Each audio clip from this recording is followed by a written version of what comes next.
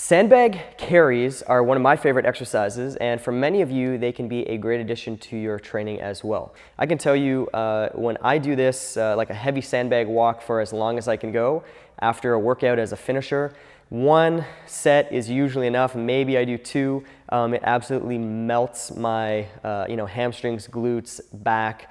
Everything is involved there. So it's a really, really good exercise, and I've found as I've gotten stronger at that, it has had a nice carryover to other exercises in terms of feeling like my back is stronger on deadlifts, doing other things that are maybe a little more functional, like just carrying heavy backpacks and stuff on a canoe trip, all that kind of stuff. So anyways, long and the short, all to say, tremendous exercise. Here's how you do it. As you may have guessed, walking with a sandbag is a pretty simple exercise. There's not a ton of technique to it, but you do want to make sure that you set the sandbag properly in your hands and have a good grip and get it set properly. So if you haven't, check out the video that I did on how to actually pick it up and get that organized.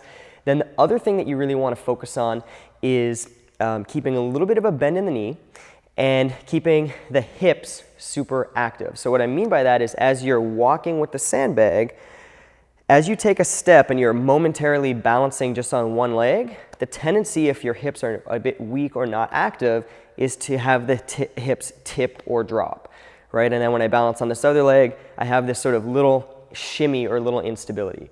One of the things that we're working on with any loaded carry exercise is our ability to maintain a strong hip position, i.e. where my hips stay level and don't drop off, all the way through under increasingly heavy loads and under fatigue and all that kind of stuff. So that's probably the biggest thing that you want to focus on as you're going through this exercise. I'm gonna just pick it up, make sure I get my hands set, and then I just take it for a walk.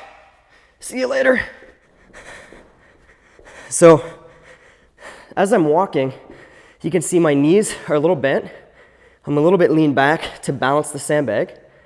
And that's going to put appropriate kind of stress on my hamstrings, glutes, and the muscles that are holding me up. From the back, again, I want to make sure my hips stay level and don't kind of drop out. Obviously, that was a little exaggerated, but you kind of get the idea, hopefully. Now, the deal with sandbag carries is, by its nature, it's not going to be an absolute strength exercise. You're probably not going to have a 1 rep max in this or the maximum weight that you can do for 5 or 10 meters. A heavy yoke or maybe farmer's walks would be a more appropriate one exercise if you want to go for pure strength. So typically with the sandbag, you're going to be doing distances that take anywhere from 30 seconds to maybe even 2 minutes to complete. You're really more working on muscle and postural endurance of all the muscles in your sort of core, back, and posterior chain.